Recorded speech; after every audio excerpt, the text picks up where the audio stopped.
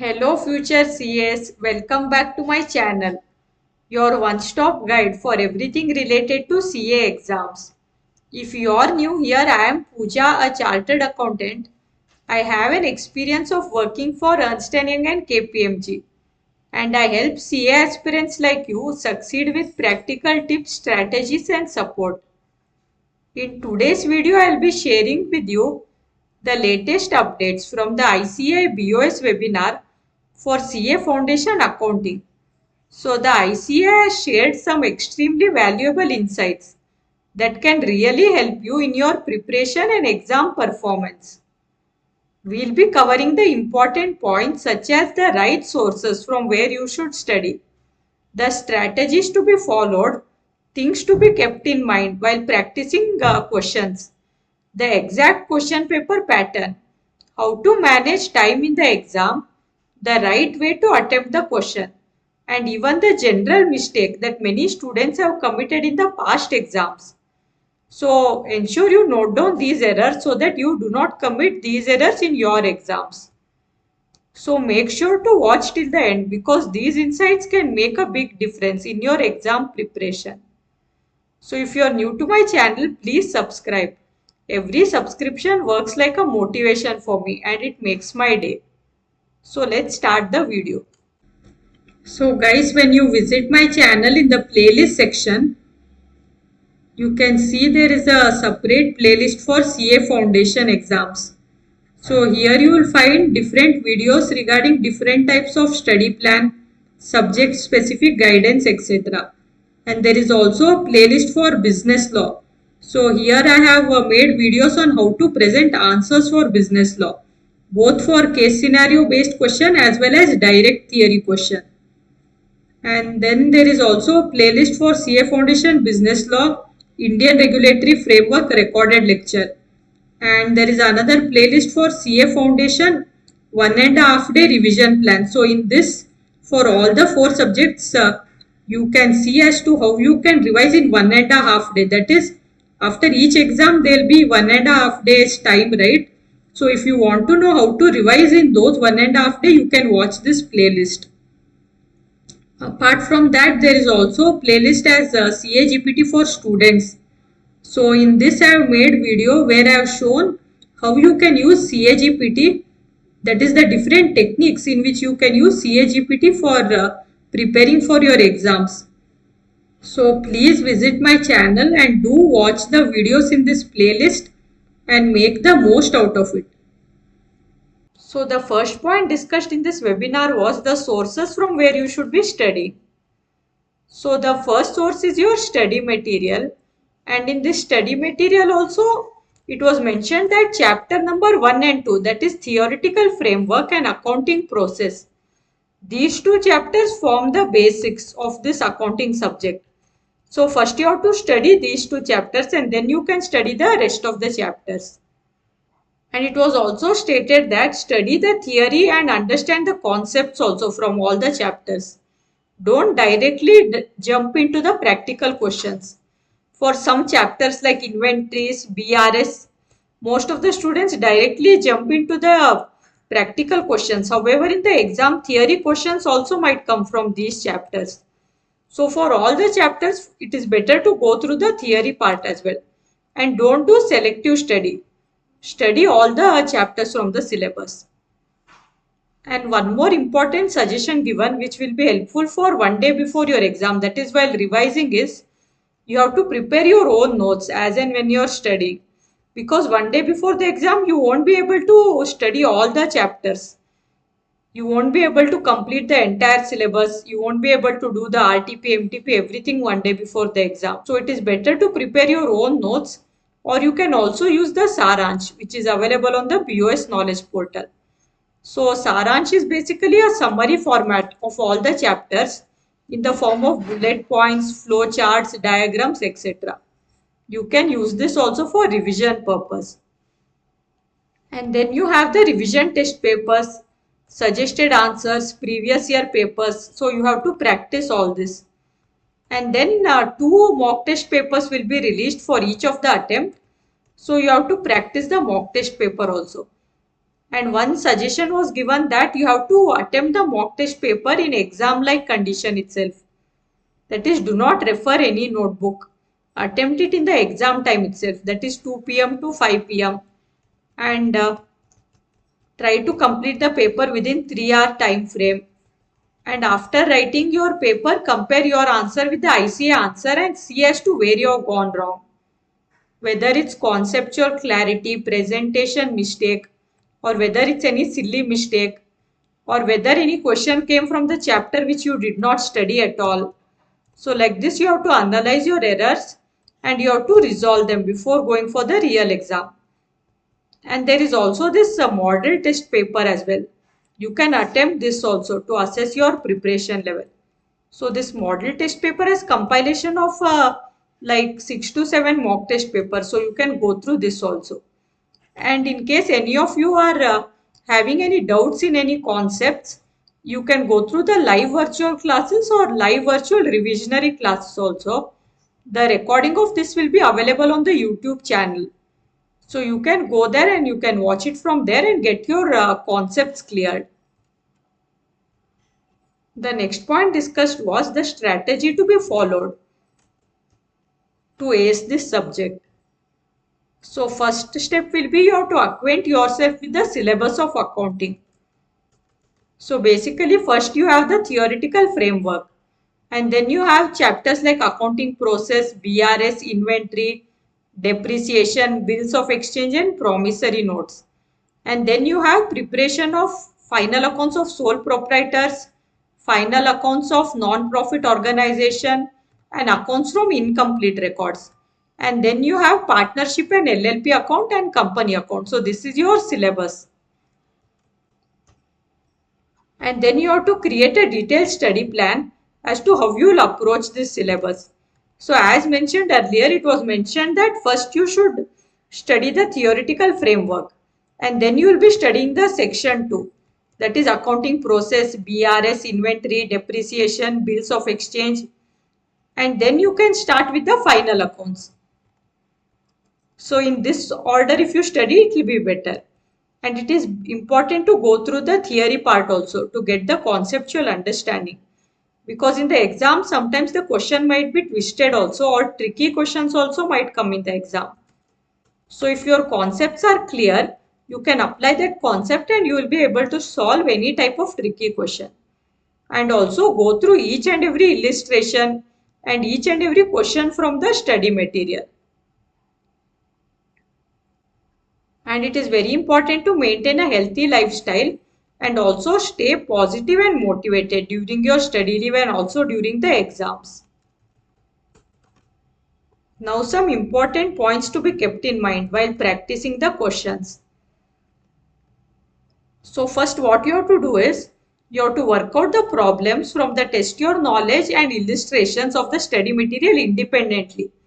That is, you should not refer to the study material. After you go through the concept, do the written practice of this test your knowledge and illustration. Then compare your solution with the answers given in the study material.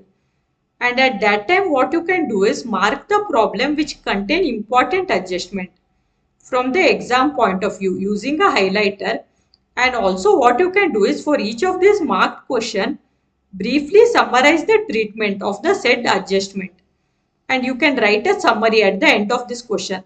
So what will happen is when you are revising for the exam, one day before the exam, you can just go through this summary and the important adjustment that you have marked. So this will help you in revising the entire syllabus quickly.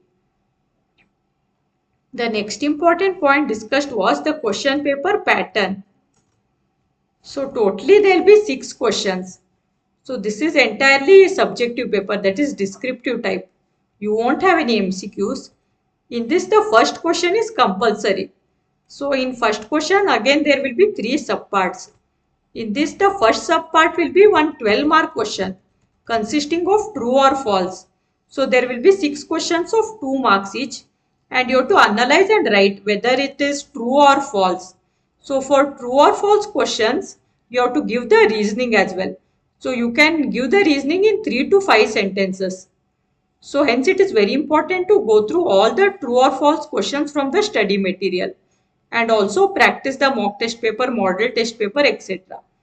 Then in this compulsory question number 1, the subpart B, that will be one theory question of 4 mark, and there will be one practical question of 4 mark, which might be relating to inventory or BRS. And then out of remaining 5 question, you have to answer any 4 question. And also in one of the question, there might be an internal choice available. And in question number 6, one subpart will be about redemption, forfeiture or reissue from the company accounts. And one subpart will be relating to theory question. The next point discussed in the webinar was how to manage time in the exam. So of course, before the starting of the exam, you will have 15 minutes reading time. So it is very important to make the optimum use of this 15 minutes reading time. So first you have to go through the entire question paper thoroughly. And then one choice is there, right? So first you have to decide which question you will not attempt. And then you have to decide which question you will attempt first. So first attempt that question which you know the best. Then attempt the question which you know the second best. And so on, you will go on attempting the questions. And then allocate the estimated time for each question based on their difficulty level and marks carried. And keep aside 10 to 15 minutes for revision. So totally you have 180 minutes, right? In that 15 minutes you keep aside for revision, and the balance time you have to divide between each question. And if there is any question which you think might require more time, like if there is preparation of balance sheet, P&L, etc. So for that question you can allocate a little more time. The next point discussed in the webinar was how to attempt the questions in the exam. So as there is stepwise marking, it is very important to give all the necessary working notes as a part of main solution to the problem. And in case there are many approaches to solve the problem, you have to mention the assumption considered in the solution, since it is the basis on which your solution is derived. The approach to be selected should depend upon the information and requirement of the problem.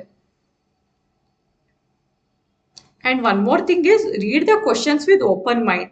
Sometimes it might happen that the question might be similar to what is there in the study material, but one or two adjustments might be different. So when you're reading the question, read it with open mind and take into account that new adjustment what is there in the question. So if we just think that, oh, this question is similar to what is in the study material, we might miss out on those new adjustments. And one more important point is, in case in any of your question you are preparing a balance sheet, and if the balance sheet doesn't tally, do not waste much time on that. There is stepwise marking. So even if the final balance sheet doesn't tally, you will get marks for whatever steps you have done. So you can leave some space for that. So suppose you're doing a question and balance sheet doesn't tally, spend some 5-10 minutes on that, not more than that, and then just leave some space and carry on with the other question. And then later when you finish everything, later on you can come back and try to solve that again. And one more tip is, solve all the subparts of a question at one place. So if question number 2 has subparts A, B and C, all the 3 subparts should come together, A, B and C. So suppose you know the answer to subpart A and C, you do not know the answer to subpart B, you can write the answer of subpart A and write the answer of subpart C, and then for B you can leave little space. In A, B and C you can like interchange, but you should not do like first answer 2A, then answer 3C, then again come back answer 2C, like that you shouldn't do. And you should start every answer and every subpart in a new page. And whenever you are preparing balance sheet, P&L or BRS, whatever you are preparing, whichever statement you are preparing, you have to give an appropriate heading for that. And ensure you write as per the requirement of the question. So first go through carefully what the question is asking and write that itself. Don't write anything extra, because you will not get extra marks if you write anything extra which is not asked in the question, plus time also will get wasted. And for theory question, there is no need to do rote learning. You can write in your own words. But you should convey the same concept what your study material is trying to convey. The same accounting concept should be conveyed. And if there is any question where they have asked you to prepare journal entries, it is very important to write the narration also as a part of this journal entry. Narration writing is compulsory unless they are specifically given in the question that do not write narration. Sometimes it happens that there will be question on preparing journal entry, and then in the question they will only mention that no need to write the narration. So in such type of question you can leave narration, but in other questions you have to write narration. Now coming to the most important part of this video, the general mistakes committed by the students in the answer sheets in the past exams. So it is better you can note down these errors so that you do not commit these errors in your exam. Because some of these errors are like silly errors. And if you do not commit these errors, you will not lose your precious marks. And you can score easily in this subject. So the first error noticed was, it was noticed that students exhibited lack of in-depth understanding of concept of various topics. So as mentioned earlier, do not merely rote learn everything. Try to understand the concept also. So when you know the basic concepts very well, any type of question you will be able to solve in the exam. And one more common error committed by the students is wrong carry forward of the amount from one page to another page, from one account to another account, or wrong writing the amounts from calculator to your answer sheet. Suppose the amount is 1051, you will write as 1015. So this will result a mistake in all further computation. And wherever that amount is used, it will lead to loss of marks. Hence, be very careful while carry forwarding the amounts and while noting the amounts from your calculator to your answer sheet. And sometimes it was noticed that the answers are incomplete because one or two parts of the questions are skipped while reading the question. Suppose there is a question on partnership and they are asking to prepare members' capital account as well as balance sheet. But you miss reading half of the question and you prepare only the capital account and you do not prepare the balance sheet. So this leads to incomplete answer. Hence it will lead to loss of marks. So as I mentioned earlier, it is important to read the entire question with open mind. And the next error noticed was students did not provide all the necessary working notes which form part of the main solution. So it is very important to write the working notes because there is stepwise marking, and in case the final answer is wrong but still you have done all the steps, written the working notes and all the steps, then you will get marks at least for those steps. So hence you have to write the working notes. And the next error noticed was the students did not mention the assumptions considered while working the solution, which led to deduction of marks. So as I mentioned earlier, if there is any ambiguity in the question or if there are different approaches to solve the question, it is very important to write the assumption based on which you have solved the question so that the examiner will get to know your point of view. Because he has to understand, right, what assumption you have taken. We won't be there in front of the examiner to explain him what assumption we are taking. So our working note, our assumption, our entire answer presentation, this should be so clear that the examiner should be easily able to understand what we are trying to explain through our answer. And the next error is the twist in the question put the students in the state of confusion, which was ultimately reflected in their solution or answers. So it might happen that sometimes the question might be tricky. At that time, you have to answer them with a calm mind without getting anxious. Because if you get confused, it might result in wrong answer. So the next error was students gave irrelevant details even for small questions, thereby spending unnecessary time on the question which is not required. So as I mentioned earlier, if there is a small 2-mark question and you are writing pages together for that, you will not get marks for that extra writing, plus you will lose time on other important questions. So it is advised you should restrict your answer according to the marks allotted to the question, and your answer should be crisp and precise and to the point. So guys, that was a quick summary of the important highlights from the ICI BOS webinar for CA Foundation Accounting. If you apply these strategies and avoid the common mistakes discussed, you will definitely able to write your exams with more confidence and clarity. I hope you found this video helpful. If you found this helpful and informative, Don't forget to like, share and subscribe to the channel for more exam related guidance and update. All the best for your exam. Stay focused, stay consistent, and success will definitely follow you. I will see you all in the next video.